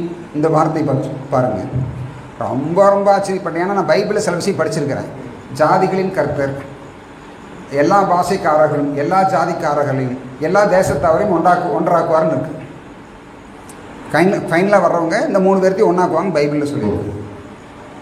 இது எனக்கு வந்து ரொம்ப ஆச்சரியம். அப்போது இதை படித்தபோது ஏன் ஆச்சரியப்படனா, அச்சரம் அனைத்தும் இன்னும் கோடி பல பாஷை. உலகத்தில் இது வரைக்கும் தோன்றின பாஷை இருக்குதுங்களா, அதில் இருக்கக்கூடிய அச்சரங்கள், எனக்கு அதான் ரொம்ப ஸ்டன் ஆகிட்டேன். அதில் இருக்கக்கூடிய அச்சரங்கள், ஹிந்தியில் ஒரு அச்சரம் இருக்கும், அவனுக்கு அதனுடைய ஆழம் தெரியாது. மெய்வெளி சாலைக்கு வந்தீங்கன்னா தெரியும். சைனாவில் இருக்கும் ஒரு அச்சரம், அச்சரம் அனைத்தும் இன்னும் கோடி பல பாஷை மெச்சும் அதன் உச்சநிலை. அந்த பாஷை எதுக்காக படைக்கப்பட்டது, எதுக்காக உருவாக்குனாங்க? அதனுடைய உச்சநிலை, பிரயோஜனம். மேனகை அதனுடைய அலங்காரம், ஜொலிப்பு அதனுடைய உச்சம், ஹையஸ்ட் லெவல் அதனுடைய அலங்காரம். அச்சரம் அனைத்தும் இன்னும் கோடி பல பாஷை மெச்சும் அதன் உச்சநிலை மேனகை. நீ தெலுங்கா இருக்கலாம், இங்கே இருக்கிறவங்க உருது இருக்கலாம். உங்கள் பாஷையினுடைய கணம் தெரியணும்னா எங்கேன்னு சொல்லிட்டாங்க. அச்சரம் அனைத்தும் இன்னும் கோடி பல பாஷை மெச்சும் அதன் உச்சநிலை, அது மேனகை அதனுடைய அலங்காரம். மேனகை அனைத்தும் இச்சை பிறங்கீட்டு திருச்சாலையில் அல்லாது. யாருக்காக? சாலை மக்களுக்கு மட்டும்தான், சாலை மக்களுக்காக மட்டும்தான் அது. இச்சை பிறங்கீட்டு திருச்சாலையில் அல்லாது பொச்சை உலகோர்க்கு. அது புறமுதுகு காட்டுமா? அவங்கவுங்க பாஷை, அவங்கவுங்க அச்சரம், அவங்கவுங்களுக்கு என்ன காமிக்குங்க? எனக்கு இந்த அப்போது ஒவ்வொரு இடத்துலையும் பார்த்தீங்கன்னா நமக்கு வந்து அவருக்கு அழகாக சொல்லியிருக்காங்க. வழி வழி என்பார் வழிவேறு இல்லை, மெய்வழி ஒன்றே வாலி. முகப்பில் போக்கே பாடிட்டு நடுவில் போய் குழப்பிட்டு கிடந்தா 1000 பாட்டு தெய்வம் ஒவ்வொரு காலத்தில் எழுதியிருக்கிறாங்க. அந்த பாட்டில் எல்லாம் தவறு இருக்குது. அந்த சூழ்நிலையை நீ அனுபவிக்கணும். தெய்வம் இன்னொன்று என்ன தெய்வங்களை செய்வாங்க, ரொம்ப ரொம்ப ரொம்ப ரொம்ப அவங்களோட இறக்கத்தை நீங்கள் ரசிக்கலாம்.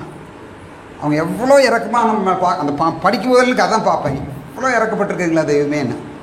அதில் படிக்கும்போது அவங்க நம்மளை டைம் ட்ராவல் பண்ண வைக்கிறதுக்கு ட்ரை பண்ணுவாங்க. அந்த பாடல்களுடைய வரி எடுத்து ஏன்டா அப்படி எழுதினான்னு கேட்டால், அன்னைக்கு அந்த இடத்துல அங்கே என்ன நடந்துச்சோ அந்த இடத்துல உங்களை கொண்டு நிறுத்துவாங்க.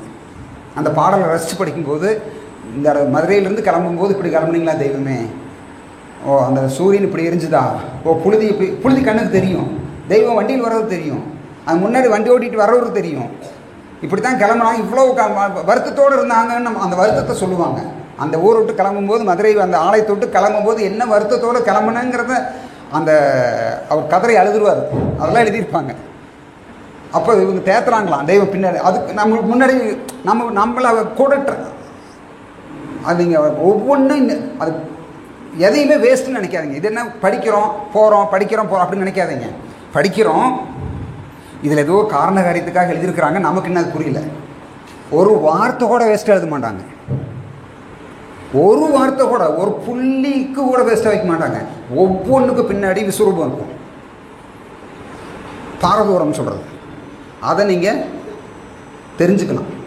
ஆனால் நீங்கள் எப்படி இருக்கணும்? தெய்வமே, இது நம்ம பாட்டிருக்கு, அச்சரம் அனைத்து மீனும் கோடி பல பாஸ் இப்படி இருக்குது, நம்ம படிச்சுக்கிட்டு போயிட்டுருக்குறோம் டைம் பாஸுக்குப்போ. ஆனால் தெய்வமே தப்பு தான், எங்களுக்கு இதை புரிய வைங்க, எங்களுக்கு இதை எது. ஏன்னா நீங்கள் முதல் என்ன ரெஸ்பெக்ட் பண்ணணும்? எழுதினவங்கள நம்ம மரியாதை செய்யணும். அது எழுதுனாங்க என்ன செய்யணும்? அவங்களுக்கு நம்மளை தலை கொடுக்கணும், சமர்ப்பிக்கணும். தெய்வமே, ஏதோ முக்கியமான விஷயத்தை இன்னும் சொல்ல வர்றீங்க, இந்த மரமண்டைக்கு இன்னும் ஏற மாட்டேங்குது, கொஞ்சம் நீங்கள் அதை எட்டி கொடுங்க தெய்வமே போ. ஆனால் அன்றைக்கே நடக்காது. நீங்கள் வேண்டுதல் மட்டும் வச்சுக்கிட்டே போங்க, தெய்வம் எப்படி கூட வர்றாங்கன்னு பாருங்கள். எவ்வளோ அற்புதமாக இன்றைக்கி புரியாது, நாளைக்கு புரியும். நாளைக்கு அப்போ இதை சொல்லிட்டு வரும்போது காப்பீடத்தே கதியொலிரும் கானகத்தே காசினியில் மனுஷன் எல்லாம் சொல்லிட்டு வராங்க இல்லைங்களா. கடைசி ஒரு வார்த்தை சொல்கிறாங்க, குருதேவ பரம்பரையின் தலையெழுந்து காப்பான ஆதிதேவ ரகசியங்கள் கண்டறிந்த தேவர்களே இதற்குடியாம் அப்படின்னு ஒரு வார்த்தை சொல்லி முடிக்கிறாங்க. அது என்ன சொல்கிறாங்க? ஆதிதேவ ரகசியம்னு ஒரு வார்த்தை சொல்கிறாங்க. இதை கண்டறிஞ்சுக்கிட்டிங்கன்னா நீங்கள் வந்து தேவன் அப்படின்னா அதில் அந்த பாடலில் எழுதுகிறாங்க. சரி, தேவ ரகசியம் அப்படின்னா என்ன? நல்லா தெரிஞ்சுக்குங்க. எத்தனை உபதேசம் வாங்கினாலும் 64 உபதேசம் தீட்சை வராங்க, அதெல்லாம் 64 ஒரு லிமிட்டுங்க. அதெல்லாம் நிறைய இருக்குது. அவங்க தெய்வம் பார்த்து எத்தனை நாளும் உண்டு பண்ணலாம். அதெல்லாம் எவ்வளோ உபதேசம் கொடுத்து என்ன பண்ணாலும் கடைசியில் ஒரே ஒரு விஷயம் தான் நமக்கு தேவைப்படுது. இதனுடைய பிரயோஜனம் என்ன? அவங்க இன்ன வல்லபம் உள்ளவங்க, இன்ன தகுதிக்கு இன்ன செயலுக்குரியவங்க அப்படின்னு தெரிஞ்சுக்கிறது தான் பிரயோஜனம். என்னங்க, நீங்கள் போய் எந்த மலையிலையும் ஏற முடியாது. இதெல்லாம் என்ன தான் உங்களுக்கு விளக்கம் கொடுத்து என்ன தான் பிரயோஜனம் பண்ணாலும் கடைசி லிமிட் என்ன? இவங்க, அதாவது என்ன சொல்ல போகிறேன், தேவ ரகசியம்னு என்ன தெரியுங்களா? நான் சொல்ல போகிறேன் தேவ ரகசியம். ஓகேங்களா? நல்லா காது கொடுத்து கேட்குறீங்களா? தேவ ரகசியம் இவங்க தான் தேவன்னு தெரிஞ்சுக்கிறதாங்க ரகசியம். தலையை அறுத்து கொடுத்தால் நடக்காது. நீங்கள் 1000 உபதேசம் வாங்கிடலாம், 10,000 தீட்சை வாங்கிடலாம். இவங்க தான் இறைவன் அப்படி. ஏன்னா இறைவன்கிறது என்ன பிரம்மாண்ட ரகசியம் தெரியுங்களா? அதுக்கு படி எடுத்தது தான் தீட்சை ரகசியங்களெல்லாம். சர்வேஸ்வரன் தான் தேவன் சொல்கிறது தான் தேவ ரகசியம். தேவன் தான் ரகசியம், அது மட்டும்தான் ரகசியம், வேற எதுவுமே இந்த உலகத்தில் ரகசியம். அப்போ அவங்கள நீ தெரிஞ்சுக்கிட்டீங்கன்னா அதுக்கு அடுத்து சொல்கிறாங்க, என்னை நீ தெரிந்து கொண்டால் எல்லாமே நீ தெரிஞ்சுக்கிட்டு அர்த்தம் ஆயிரும். நீ எதை பற்றி கவலைப்பட வேண்டியதில்லை. எங்கள் இந்த ஏரியா கலெக்டர் உங்கள் ஃப்ரெண்ட் ஆகிட்டார், உங்கள் ஃபேமிலின்னு. இந்த ஏரியாவில் நீங்கள் பன்னாட்டு பண்ணுறதுக்கு எதாவது கம்மி இருக்குதா? ஏதோ பிரச்சனை வந்துட போதா? பெருசாக உங்களை நீங்கள் நியாயமாக இருந்தீங்கன்னா உங்களை யாரும் எதுவுமே பண்ண முடியாது. அப்போ தெய்வமே உங்களுக்கு இன்னாகிறது தான், இதுதான் இந்த திருமேனி தான் தெய்வம்னு தெரிஞ்சிருச்சுன்னா அதுக்கு மேலே இந்த உலகத்தில் ஏதாவது ரகசியம் இருக்கா? சரி, 1008 உபதேசம் நாளைக்கு நைட்டு நான் உங்களுக்கு கொடுக்குறேன்னு வச்சுக்குவோம்.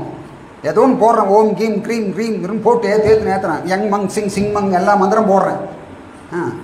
அதெல்லாம் தெய்வம் வச்சுருக்குறாங்க. எங்கே வச்சுருக்காங்கன்னு சொல்லிட்டுங்களா? நம்மளால் இந்த சுப்பிரமணியர் இருந்ததில் இருக்குது யங் மங் சிங்னு.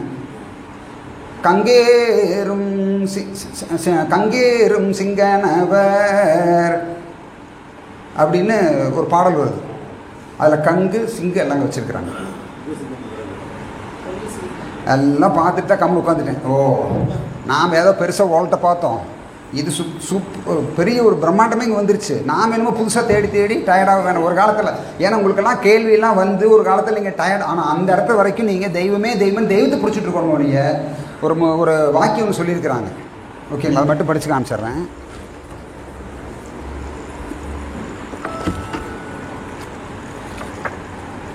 இது எங்கள் சபையில் இப்போ ரெகுலராக படிக்க ஆரம்பிச்சிட்டோம். ஏன்னா நம்மளால் நிறைய பேர் மறுபடியும் ஏதாவது யாராவது நல்லா பாட்டு பாடினா அவன் பெரிய ஞானின்னு நினச்சிக்கிறாங்க, நல்லா பேசுனா அவன் பெரிய ஞானின்னு நினச்சிக்கிறீங்க. எல்லாம் நாமெல்லாம் வந்து பார்த்திங்கன்னா அவங்களோட கருவிகள் தான். பயணம் பண்ணுறதுக்கு நான் தெரிஞ்சுக்கிட்டதை பங்கிக்கிறோம், அதுக்கு மேலே ஒன்றும் இல்லை. ஓகேங்களா? யாராவது நல்லா ட்ரெஸ் பண்ணிட்டு இருந்தால் அவரை ஞானின்னு நினச்சிக்கிறது, இல்லை ஒரு பெரிய அண்ணா நாட்டு இருக்குது, சின்ன அண்ணா நாட்டு இருக்குது, எல்லாம் ஒன்று தான். நமக்கு எல்லாமே யாருங்க? தெய்வம் தான்.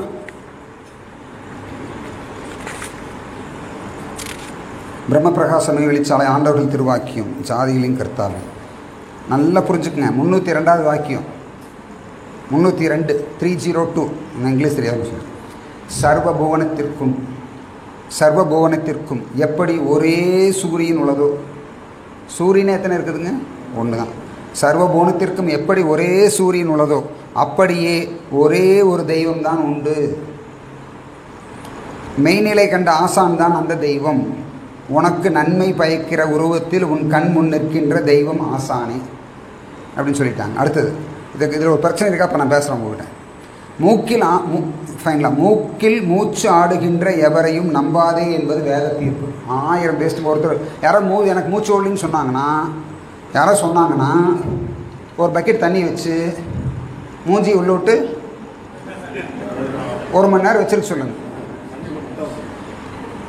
எவனாவது சொன்னான்னா சரி வாப்பா, நம்ம ரொம்ப நாளாக காத்துட்ருக்குறோம் இதுக்காக, அவ்வளோ பெரிய பயில்வானாக இருந்தால் பார்த்துக்கலாவா, நீ சும்மா என்னை பாரு, அது இதெல்லாம் டான்ஸ் தண்ணி உள்ள விடு, தொட்டியில் குதி, இல்லை கிணத்துக்குள்ளே போ, 1 மணி நேரம் நின்றுக்கோ, நாங்கள் நம்புகிறோம். அதனால் யாராவது கதை சொன்னாங்கன்னா என்ன கதை சொன்னாலும் நீன்னு கேட்கக்கூடாது. தெய்வான இன்னொன்று சொல்லியிருக்கிறாங்க. என்ன சொல்லியிருக்காங்கன்னா, நான் தண்ணி மேலே நடப்பேன், நான் செத்தவனை எழுப்புவேன், அப்படிப்பட்ட ஆள் கூட வருவான் நாளைக்கு. தெய்வம் அதுக்கு ஒரு சூதானம் சொல்லிட்டு போயிருக்கிறாங்க. அது என்ன சொல்லியிருக்காங்கன்னா, யாராவது நான் தண்ணி மேலே நடப்பேன், இப்படி நான் செத்தவனை எழுப்புறேன், இப்படி ஏதாவது சொன்னாங்கன்னா அவங்ககிட்டருந்து நீ எப்படி தப்பிக்கணும்னு சொல்லிட்டு போயிருக்கிறாங்க. என்ன சொல்கிறாங்கன்னா, ஒரே ஒரு கேள்வி கேளு, சரி நீ நடக்கிற அதனால் எனக்கு என்ன பிரயோஜனம்னு மட்டும் கேளு. ரொம்ப சிம்பிளாக சும்மா அப்படி தட்டி விட்டு போப்போ, இதை போய் நம்ம பெருசாக யானை மாதிரி வருவான், நீ பயந்துக்கிட்டீங்கன்னா அவன் யானை, நீ என்ன என்ன அப்படின்னா அவன் பூனையை கூட இருக்க மாட்டான், கொசுவாயிடுவான். தெய்வங்க அவங்கள கஷ்டம்தான், பிறண்டு தான் பிடிச்சாகணும். இவங்க தெய்வம்னு பிடிச்சி உங்களுக்கு இருக்கிற ஒரே ஒரு தவம் என்ன தெரியுங்க, நீங்கள் 70 ஒரே ஒரு தவம் தெய்வம்னு தெரிஞ்சுக்கிறதுல தெளிவாகிட்டு இருக்கிறது மட்டும்தாங்க. கடைசி வரைக்கும் நீங்கள் தெளிவாகிட்டு இருக்கணும், இல்லாட்டி கண்டிப்பாக மூடிடும். இப்போ 1 மாதம் விட்டிங்கன்னா வேறு ஏதோ டான்ஸ் இடையில வந்ததுன்னா மூடிடும். டெய்லி 1 மணி நேரம், தினம் ஒரு நேரம் என்றன் திருமொழி அதனை கேட்டால் பனி வெள்ளம் போலே, தினம் 1 மணி நேரம் 3/4 மணி நேரத்தை கொடுத்துருங்க, உங்களுக்கு சொர்க்கபதிக்கு ரூட் தெய்வம் போட்டு கொடுப்பாங்க. அது என்னென்ன பாதை என்னென்ன இருக்குது அப்படிங்கிறலாம் அவங்க பார்த்துப்பாங்க. இன்னொரு இடத்த மெயினாக சந்தேகத்துக்குரிய ஒரு இடத்த நான் கிளியர் பண்ணிடுறேன், டைம் ஆயிடுச்சுங்க. ஒரே ஒரு இடத்த மட்டும் கிளியர் பண்ணிடுறேன். இப்போ அங்கே இருக்கிறது தெய்வத்தை பார்க்க முடியல அப்படிங்கிறனால உங்களுக்கு நிறைய அது ஒரு குழப்பம் வரும். தெய்வத்தை பார்த்தவங்கெல்லாம் தெய்வத்துட்டு வந்துட்டு அதையும் மறந்துடாதீங்க. தெய்வத்தை எத்தனை பேர் பார்த்துருப்பாங்க, எத்தனை பேர் நின்னாங்க அது லிஸ்ட்டில்? அதுலேயும் எச்சு கம்மியாக சிலதெல்லாம் நிற்க முடியாமல் போயிட்டாங்க. 64 தேசியம் வாங்கினவங்களும் நிற்க முடியாமல் போயிட்டாங்க. அதனால் இப்போ தெய்வம் அங்கே என்னென்ன அவங்களோட ஸ்திதி என்ன, அவங்க பொசிஷன் என்ன, இப்போ அங்கே இருக்கும்போது உங்களுக்கு நிறைய பேர் என்ன பண்ணிடுறாங்க, அவங்க இதை ஜீவ சமாதின்றாங்க, கை நீட்டிடுறாங்க. அது ஜீவசமாதி அப்படிங்கிறது புதுசாக வரும்போது தெரியாத அறியாத சூழ்நிலையில் அந்த வார்த்தை யூஸ் பண்ணுறது மக்களுக்கு, ஏன்னா அது ஒன்று தான் அவங்க வாழ்க்கையில் அறிமுகம் இருக்குது. அந்த இந்த மாதிரி ஒரு ஸ்டேஜில் ஒருத்தர் தர்கா மாதிரி நினச்சிக்கிறாங்க. புதுசாக வரும்போது இந்த குழப்பத்தோடு வருவாங்க, இப்படி தான் பேசுவாங்க. நீங்கள் இன்றைக்கி தெளிவாகிக்கணும் அங்கே இருக்கிறது என்ன அப்படின்னு. நான் உங்களுக்கு ஒரு சின்ன விளக்கம் கொடுக்குறேன். ஆதாம் நபி எங்கேருந்து உண்டு பண்ணாங்க? ஆதாம் நபி எங்கேருந்து உண்டு பண்ணாங்க? மற்றவங்க சொல்லுங்கள். ஆதாம் நபி கேள்விப்பட்டிருக்கிறீங்களா? இந்த உலகத்துக்கு முதல் மெய்ஞானி. அஸ்பர் பைபிள், அஸ்பர் மண்ணில் உண்டு பண்ணதான் ஒரு தத்துவம் இருக்குது. ஆதாம் நபி மண்ணில் உண்டு பண்ணாங்க. இப்போ மண்ணில் அவங்கள பல கோடி வருஷம் வச்சுருந்து தான், பல ஆயிரம் வருஷம் வச்சுருந்து தான் அவங்கள படைச்சாங்க, முதல் மனிதனை படைச்சது. அப்போ அதை ஜீவசமாதின்னு சொல்லுவீங்களா? உலகத்துக்கு முதல் ஆதாம்னு பேர். நல்லா புரிஞ்சுக்குங்க, தெய்வம் நம்ம சாதாரணமாக விட்டு போகல, கம்பீரமாக விட்டு போயிருக்கிறாங்க. அன்னைக்கு அவர் முதலாக மனிதனை மண்ணில் தான் படைச்சிருப்பாங்க. மண்ணில் 1000 வருஷம் 2000 வருஷம் வச்சுருந்தாங்க. அதுக்கு பேர் ஜீவசமாதின்னு சொல்லுவீங்களா? அதுக்கு என்ன பேர் வைப்பீங்க? நமக்கு தெரியாது. அதுக்கு பேர் வைக்க நமக்கு தெரியாது. அது ஜீவசமாதி இல்லைன்னு மட்டும் நீங்கள் ஒத்துப்பீங்க இல்லைங்களா? முதல் மனிதன் உண்டு பண்ணது ஜீவசமாதி கிடையாது. இன்றைக்கி மற்ற ஞானிகள்லாம் இருக்கிறாங்களே, அதுக்கு பேர் ஜீவசமாதி. அது என்ன இருந்தாலும் ஜீவசமாதி. இவர் முதல் ஆதாம். யாருக்குங்க? முதல் மனிதன், முதல் நபி, முதல் ஆதாம். அவர் முதல் ஆதாம் யார்? மண்ணாலாகிய தேகம். அவர் எங்கே இருக்கிறாரு? இந்த பூமிக்கு முதல் மனிதன். நல்லா புரிஞ்சுக்கங்க, இந்த பூமிக்கு முதல் மனிதன். அவர் மண்ணில் தான் வச்சு படைத்தாங்க. மண்ணில் வச்சு படைக்கும்போது அவர் அதுக்கு ஜீவ சமாதின்னு சொல்லப்படுறதில்ல. பல ஆயிரம் வருஷம் கழித்து அது உயிர் கொடுத்து எழுப்பி கொண்டு வந்தாங்க. அது ஒரு ப்ராசஸ் நடந்திருக்குமில்ல. நல்லா புரிஞ்சுக்கிட்டீங்க. இப்போ உங்கள் அளவுக்கு நிறைய சொல்கிறேன், உங்களுக்கு புரிகிற அளவுக்கு. ஏன்னா நான் வெவ்வேறு மாதிரி பேசணும். அப்போ அதுக்கு ஒரு வாய்ப்பு கொடுத்தேன். அதே மாதிரி சொர்க்கம்னு ஒன்று படைக்கப்பட்டால் அதுக்கு ஒரு முதல் மனிதன் வந்து தானே படைக்கணும். அந்த தவத்தில் இப்போ தெய்வம் இருக்கிறாங்க. விண்ணுலகம், அந்த சொர்க்கலோகத்துக்கு முதல் மனிதனாக ஒருத்தர் எந்திரிச்சு வரணும் இல்லைங்களா? நித்திய தேகம் எடுத்து தங்க தேகம் எடுத்து வரணும் இல்லையா? அந்த தவத்தில் அதுக்கு பேர் ஆன தெய்வம் பேர் கொடுத்துட்டு போயிருக்கிறாங்க. விராட்கண்ணி தவம், கற்பக தவம், விராட்கண்ணி தவம். சரி, நான் ஒன்று சொல்கிறேன். இது வரைக்கும் வந்த விஞ்ஞானிகள் எல்லாம் நிறைய பேர் விஸ்வரூப தரிசனை பற்றி பெருசாக பேசிகிட்டு இருக்கிறீங்க. எனக்கு அது பெருசு தான். ஆனால் தெய்வம் செயலுக்கு முன்னாடி பார்க்கும்போது எனக்கு அது பெருசாக தெரியல.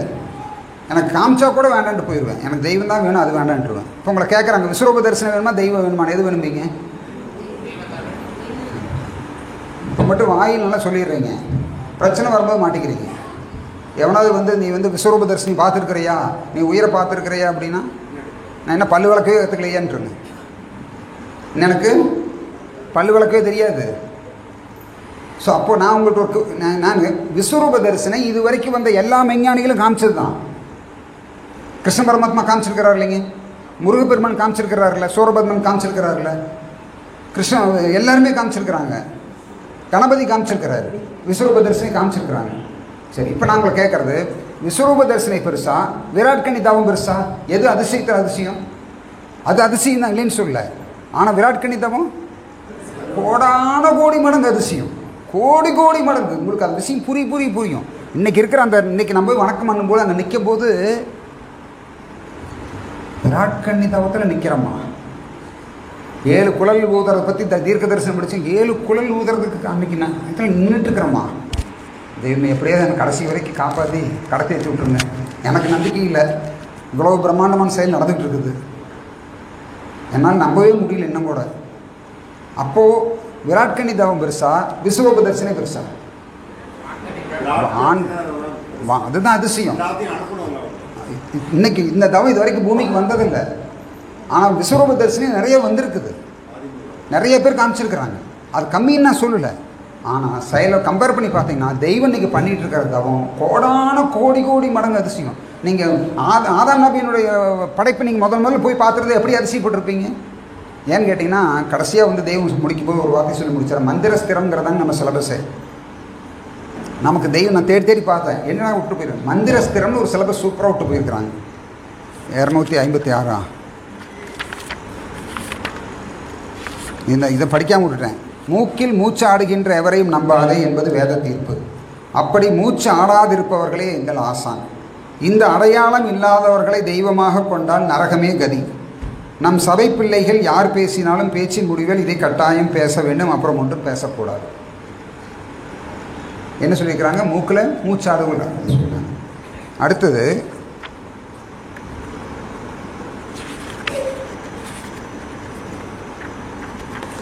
நம்முடைய கிருஷ்ண பரமாத்மா ஒன்று சொல்வார். வேதம் படிக்கும்போது யாருக்கு? அர்ஜுனருக்கு சொல்வார். வேதம் படிக்கும்போது எதை படிக்கணும், எப்படி பார்க்கணும்னு சொல்லி. வேதம் படிக்கும்போது அந்த வேதத்தில் இருக்கிற எல்லாம் நமக்கு அப்படின்னு நம்ம ஒரு பார்வையில் எடுத்துக்கலாம். இருந்தாலும் கடைசியாக அவங்க என்ன சொல்லிட்டு போயிருக்கிறாங்க அப்படிங்கிறது நமக்கு ரொம்ப முக்கியம். அவர் என்ன சொல்லுவார்னா, ஒரு வேதம் படிக்கும்போது ஒரு பெரிய ஒரு ஏரி இருக்குது, ஏரியில் நிறைய தண்ணி இருக்குது. அந்த தண்ணிக்கு வருது ஒரு குருவி வருது, ஒரு பறவை வருது. அந்த பறவை எவ்வளோ தண்ணி குடிக்கும்னு கேட்பார். எவ்வளோ குடிக்குங்க? கொஞ்சம் தான். ஏரியில் நிறைய தண்ணி இருக்கும், ஆனால் அதே இதை குடிக்கும். தனக்கு இப்போ என்ன தேவையோ, தன் தாகத்துக்கு எது வேணுமோ அதை மட்டும்தான் எடுத்துப்போம். அது வந்து தெய்வம் சர்வ வல்லபை பொருள் தெய்வங்க, சர்வ வேதங்களுக்கு அதிபதி. அவங்க வந்து சர்வேஸ்வரன் எல்லாம் இறக்கி வச்சு போயிருக்கிறாங்க. உங்கள் ஜீவனுக்கு என்ன தேவையோ அதை மட்டும் நீங்கள் அதில் எடுத்துக்கணும். அது முழுசாக நம்ம முழுங்கிற முடியுமானா அதுக்கு உங்களுக்கு அதுக்கு தான் சொர்க்கம்னு படைக்கிறதே அதுக்கு தான். ஓகேங்களா? ஸோ அதனால் இருக்குது. அப்போது என்ன சொல்கிறாங்க, நம்முடைய நம்ம மீட்புக்கு என்ன வேணுமோ அதை நம்ம பார்க்கணும். தலையாகியன்ட்டாங்க. நம்முடைய மீட்புக்கு தலையாகிய முறையான வணக்கம், மாசற்ற இரக்கம், வருங்கால தீர்க்கம். இங்கே தெய்வம் என்ன நிலையில் இருக்கிறாங்க, வருங்காலம் என்ன, எதிர்காலத்தை தெய்வம் நம்ம எப்படி விட்டுட்டு போயிருக்கிறாங்க. இப்போ நம்ம அதான் பார்க்கணும். இப்போ என் கதிக்கு என்ன ரூட் மேப். தெய்வத்தை தெய்வம் நம்புறது இருக்குது பார்த்தீங்களா, அவங்க தவத்தில் இருக்கிறாங்கன்னு. அதுக்கு போதுமான எவிடன்ஸ் எடுத்து நீங்கள் முழுசாக நம்புறது மட்டும்தான் இப்போ உங்களுக்கு இருக்கிற ஒரே ஒரு வேலை. அதை நீங்கள் கிளியர் பண்ணிக்கோங்க. தெய்வம் இந்த இடத்துல தவத்தில் இருக்கிறாங்க, அவங்க பண்ணிட்டு இருக்கிறது அது என்ன சொல்லுவாங்க, அண்ணாக்கள் ஒரு சிம்பிளாக பெருந்தவத்தில் இருக்கிறாங்கன்னு சொல்லுவாங்க. பெருந்தவத்தில் தெய்வம் இருக்கிறாங்க, அதை ஊர்ஜிதப்படுத்திக்கங்க. நீங்கள் ஜீவசமாதி மற்ற விஷயம் அதுன்னு நினச்சிட்டு இருக்க வேணாம். அதை பற்றியெல்லாம் மறுபடியும் வேறு இதில் பேசுவோம். ஓகேங்களா? ஸோ அதனால் நம்முடைய மீட்புக்கு தலையாகி நல்லா புரிஞ்சுக்கங்க. சிலபஸ்னு ஏன் சொல்லணும்னா முக்கியமான விஷயம் இருக்குது. நம்முடைய மீட்புக்கு தலையாகிய முறையான வணக்கம், மாசற்ற இரக்கம், வருங்கால தீர்க்கம், இம்மூன்றும் மந்திர ஸ்திரம். இது மட்டும்தான் நீ பிடிச்சிக்க வேண்டிய விஷயம். முறையான தெய்வத்தை எப்படி வணங்கணுமோ அவங்க குறைஞ்சபட்சம் நம்மளை சொல்லியிருக்கிறத நம்ம ஃபாலோ பண்ணணும். முறையான வணக்கம், மாசற்ற இரக்கம், வருங்கால தீர்க்கம். இதை கரெக்டாக செய்யணும்னா இதை உல்ட்டாவாக பார்க்கணும். இப்படி போனீங்கன்னா உங்களுக்கு நடக்காது. வருங்கால தீர்க்கம் தெரிஞ்சால் தான் முதல்ல என்ன தெரியணுங்க, வருங்கால தீர்க்கம் கிளியராக தெய்வம் இன்னது தான் இப்படித்தான் இருக்கிறாங்க அப்படிங்கிற கிளியராக தெரிஞ்சு நம்பிக்கை உங்களுக்குள்ள வீறு கொண்டு அந்த ஒரு எண்ணம் இருக்குது பார்த்தீங்களா, அந்த எண்ணம் உங்களை சொர்க்கத்துக்கு கொண்டு போகக்கூடிய ஒரே ஒரு எண்ணம் தான். ஆனால் அந்த ஒரு எண்ணம் தெய்வம் சொல்கிறாங்க, நீதி என்னும் பர்வதம் ஒரு மயிரிலையில் தொங்கிக் கொண்டிருக்கிறது. ஒரு நீதிங்கிற பர்வதம் எவ்வளோ பெருசுங்க, அது எதில் தொங்கிட்டு இருக்குதுங்களா, ஒரு மயிரால் கட்டப்பட்டிருக்குது. உங்களுக்கு அதுக்குள்ள தொடர்பு ஒரு மயிர் அளவு தான். ஏன்னா உங்களோட கோடிக்கணக்கான எண்ணம் இருக்குது, அதில் ஒரு எண்ணம் தான் என்ன பண்ணுதுங்க, இது என் தெய்வம் அப்படிங்கிறத கிளியர் பண்ணிகிட்டு இருக்கிறது ஒரே ஒரு நினைவு. உங்களுக்கு ஒரு மனுஷனுக்கு எத்தனை எண்ணம், 200 2 லட்சம் கோடி எவ்வளோ கோடி எண்ணங்கிறாங்க. இவ்வளோ எண்ணங்களில் ஒரே ஒரு எண்ணம் தானே இருக்குதுங்க, இது என் தெய்வங்கிறத ஊர்ஜிதப்படுத்திக்கிறது. ஒரே ஒரு எண்ணம், ஒரே ஒரு தாட். அந்த ஒரு தாட்டை வல்லமைப்படுத்துறதுக்கு தான் இவ்வளோ செட்டப்பு தெய்வம் விட்டுட்டு போயிருக்கிறதும். உங்கள் டவுட் மேலே மேலே மாயை மூட ட்ரை பண்ணும். ஏன்னா ரொம்ப ஊர்வசிக்கல யாருக்கிட்டையும் வேலை, யாருக்கு முன்னாடி டான்ஸ் ஆடுவாங்க இல்லை, இங்கே தவம் பண்ணுற விஸ்வாமித்திரர் அவங்களுக்கு முன்னாடி தான் டான்ஸ் ஆடுவாங்க இல்லைங்களா. அதேமாதிரி நீங்கள் தெய்வத்துக்கு தவம் பண்ணும்போது உங்களை சுற்றி தான் அவங்களாம் டான்ஸ் ஆடுவாங்க. ரொம்ப ஊர்வசியாக டான்ஸ் ஆடுவாங்க. எல்லாம் அவனுக்கு உலகத்தில் என்னங்க வேலை, அவங்களுக்கு என்ன, ஆல்ரெடி அவங்களாம் சொர்க்கத்துக்கு நீ வர்றீங்கன்னா உனக்கு எல்லா டெஸ்ட்டும் உண்டு. சொர்க்கத்துக்கு வரலைன்னா உனக்கு எந்த பிரச்சனையுமே இல்லை. நாமளும் அதில் ஜெகன்மோகனி டான்ஸ் ஆடிட்டு இருப்போம் கூட. ஆனால் சொர்க்கத்துக்கு வரும்போது நமக்கு எல்லா டெஸ்ட்டும் உண்டு. அப்போ என்ன சொல்கிறாங்க, நம்முடைய மீட்புக்கு தலையாகிய முறையான வணக்கம், மாசற்ற இரக்கம். அப்போ வருங்கால தீர்க்கம் கிளியரானதான் மாசற்ற இரக்கமே வரும். ஆஹா அப்படின்னு அதுக்கப்புறம் தான் முறையான வணக்கத்துக்கே நீங்கள் நிற்க முடியும். தெய்வத்து மேலே நம்பிக்கை வரலைன்னா வணக்கத்தில் எப்படி நிற்பீங்க, டவுட்டில் நிற்காதா, டவுட் வணக்கம் அப்படி தான் நான் பண்ணியிருக்கிறேன். எல்லோரும் அப்படி தான் பண்ணுவோம். ஆனால் படிப்படியாக ஏறி நீங்கள் அங்கே வரணும். ஆரம்பத்தில் சந்தேகம் வரும், குழப்பம் வரும், கரெக்டாக இருக்கிறமா இல்லையா, பயம் வேற வரும், புது இடத்துக்கு போகிறோம், எல்லாம் இருக்குங்க. பல வகையான மிரட்டல் வரும், உருட்டல் வரும். தலை 2000 சரி, தலை 4 ஆனாலும் பரவாயில்ல, கம்மிங்க இருந்துக்கணும், கொண்டுக்கணும். ஓகேங்களா. என்னாலும் சரி அந்த இடத்துல சிசமே நம்ம கொஞ்சம் லூஸ் மாதிரி ஆயிடுவோங்க. தலைக்கு மேலே நான் சொல்ல பிரச்சனை சின்னதாக இருந்தால் தான் நீங்கள் கண்ட்ரோல் பண்ணுவீங்க. பிரச்சனை ஒரு லெவலுக்கு மேலே போய்ட்டு என்ன பண்ணுவீங்க, இந்த ஒரு குழந்தை பெற்றுக்கிறவங்களெல்லாம் சொல்லுவேன், 4-5 குழந்தை பெற்றுக்கியா பிரச்சனை பெருசாகிடும். அப்புறம் ஒன்றுமே தெரியாது, என்ன பண்ணுறதுன்னு கம்மி விட்டுருவேன். அந்த மாதிரி உலகத்தில் எல்லா பிரச்சனையும் உங்களை அடிக்கும், எல்லாம் நடக்கும். அதை என்ன வருதானே தெய்வம் பார்த்துக்கிறாங்கன்னே ஒரே ஒரு எண்ணம் அத்தனை பிரச்சனையும் சால்வ் பண்ணிடும். அந்த தெய்வம் பார்த்துக்கிறாங்க, தெய்வம் இருக்கிறாங்க, தெய்வம் கூட வருவாங்க, தெய்வனை காப்பாற்றுவாங்க, அவ்வளோதான். ஒரு நாள் பார்த்தீங்கன்னா திடீர்னு அடக்காயிருவீங்க. நாங்களாம் ஆதிநாயகம் அரசு நாயகம் பாட்டு பாட ஆரம்பிச்சிடுவோம். யாருக்கு பாடுறோன்னு தெரியல, பார்ப்போம். ஓகேங்களா. ஸோ அப்போ முறையான இதில் முக்கியமாக என்ன சொல்கிறாங்கன்னா, இவற்றை அதாவது நம்முடைய மீட்புக்கு தலையாகிய முறையான வணக்கம், மாசற்ற இரக்கம், வருங்கால தீர்க்கம், இம்மூன்று மந்திரஸ்திரம். இவற்றை தீர்க்கமாக கை கொண்டவர்கள்தான் ஆண்டவர்களை தங்களுடைய தெய்வமாக கொண்டு தங்களுடையவர்களாக ஆக்கி கொண்டவர்கள். இந்த வாக்கியத்துக்கு சம்மன் இன்னைக்கு வாக்கியம் படிக்கலீங்க, பட்டையும் போட்டு கொடுத்துட்டாங்க. என்ன ஒரு வாக்கியங்க, தங்களுடையவர்களாக கொண்டு தங்களுடைய தெய்வமாக ஆக்கி கொண்டவர்கள். வேறு எந்த இடத்துல இவ்வளோ தீர்க்கம் கொடுக்கல தெய்வம், எல்லா இடத்துலையும் இருக்குது. பட் என்னோட சந்தேக புத்திக்கு இந்த அளவுக்கு டீப்பாக தேவைப்படுது. பர்ஃபெக்டாக நம் தேகத்தை விட்டாலும் விடுவது, இந்த நித்திய மெய்யை விடுவதில்லை என்ற தீர்க்க பிடி வேண்டும். அடுத்தது கடைசி வரைக்கும் இதைத்தான் சிக்கனம் பிடித்தேன் எங்கெழுந்து அருள்வது இனியே என்று சொன்னது. இந்த உச்சத்தை தீர்க்கமாக கைப்பற்றியவர்களே வெற்றி பெறுவார்கள். 258 மறந்துடாதீங்க. போய் பாராயணம் பண்ணிக்கணும் வாய்ப்பு இருந்தால். ஒரே ஒரு விஷயம் சொல்லி முடிச்சிடுறேன்.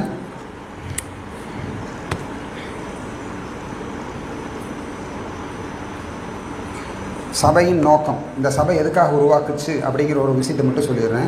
2 இன்ஃபர்மேஷன். இந்த சபை எதுக்காக உருவாச்சு, இந்த சபை வேணுமா, இதுக்கு நான் நிற்கணுமா, இதுக்கு நம்ம அவங்கவுங்க லெவலில் நிற்கும். இந்த சபையும் சரி, மெய்வழி சபையும் சரி, ஓகேங்களா? இது மட்டும் கிளியாரிட்டி வச்சு, இந்த சபையினுடைய நோக்கம் தெய்வம் எழுதுறாங்க, இதுக்கு ஒரு நோக்கம் வச்சுருப்பாங்களே, மிஷன் அண்ட் விஷன் சொல்லி போடுவாங்க. இந்த சபை ஒன்று நடக்கணும்னா ஒரே ஒரு காரணத்துக்கு தான், வேற ஒன்றும் வழி இல்லை. ஒரே ஒரு காரணம், சபையின் நோக்கம். தஸ்தாவேஜில் எழுதியிருக்கிறாங்க சபையின் நோக்கம். இவ்வாறாக நம் மெய்வழி சபையின் பொல்லா பிணி நீக்கும் பெருந்தப பள்ளியாகிய பொன்னரங்க தேவாலயத்தில் நடமாடும் திருமேனி தாங்கி எழுந்தருளி இருக்கும் எங்கள் தெய்வீக கர்த்தாதி கர்த்தராகிய ஆண்டவர்களின் திருவுள்ளத்தில் சதா உலாவிக் கொண்டிருக்கும், உலாவி பரிமளித்து கொண்டிருக்கின்ற மனுக்குல மக்களை ஜென்ம சாபல்யர்களாக்கி ஆக்கவே வேண்டுமென்ற ஆண்டவர்களின் திருவுள்ளத்தில் சதா உலாவி பரிமளித்து கொண்டிருக்கின்ற, நல்ல கவனிச்சுங்க, சதா உலாவி பரிமளித்து கொண்டிருக்கின்ற மனுக்குல மக்களை ஜென்ம சாபல்யர்களாக ஆக்கவே வேண்டுமென்ற இரக்கத்தை பூர்த்தி செய்வதற்காக, மக்கள் எல்லோரையும் இச்சன்னதியில் சாரும்படி செய்து வைக்கும், மக்கள் எல்லோரையும் இச்சன்னதி சாரும்படி செய்து வைக்கும் இப்பெரிய புண்ணிய காரியத்தை கையேற்று மாறேந்தி பரோபகார யதார்த்த திருப்பணி வேலை செய்வதே இச்சபையின் நோக்கமாகும். இந்த சபைன்னு ஒன்று நடக்கணும்னா அதுக்கு இந்த ஒரு வேலை தான், அந்த ஒரே நோக்கத்துக்கு மட்டும்தான் இந்த சபை நடக்கும் அப்படிங்கிற தெய்வ திருவாக்கில் இருக்கு. வேறு எதுக்காகவும் அங்கே வேறு எந்த ட்ராமா இல்லைங்க. மக்களுக்கு அந்த சென்மப்பிணியிலிருந்து தீர்க்கணுங்கிற சதா உலாவிக் கொண்டு இருக்கும் தெய்வத்துடைய அந்த இறக்கத்தை இது போய் ஒரு 10 தடவையாவது தயவு செஞ்சு படிங்க. இதான் கூட இதுக்கு ஒரு வாக்கியம் தெரியல, எனக்கு வாக்கியம் எத்தனாவது வாக்கியம் தெரியல. ஒரு 10 தடவை 20 தடவை 30 தடவை கூட படிங்க, 30 நாள் கூட தொடர்ந்து படிங்க. ஏன்னா தெய்வத்தினுடைய அந்த இந்த மெய்வழி சபைங்கிறது எவ்வளோ பெருசுங்க. அதனுடைய ஒரு முதல் புள்ளி இதுதான். இதுக்கப்புறம் நீங்கள் என்ன வேணாலும் சொல்லலாம். அந்த புள்ளிக்கு நாம் எல்லாரும் தொடர்ந்து நம்மளான கைங்கரியங்கள் அவங்கவுங்க அளவில். நீங்கள் ஒரு தண்ணி கொடுக்க முடியுமா, தண்ணி கொடுங்க. அங்கே வந்து ஒரு 1/2 மணி நேரம் கூட்ட முடியுமா, கூட்டுங்க. திருப்பணி செய்யுங்க, என்ன வேணாலும் செய்யுங்க. ஆனால் தெய்வத்தை புரிஞ்சுக்கிறதுக்கு நிறைய நேரம் தேவைப்படும். கண்டிப்பாக நேரத்தை கொடுங்க சொல்லி இந்த முத்தி பேருரை தொடரும். எல்லோருக்கும் நமஸ்காரம்.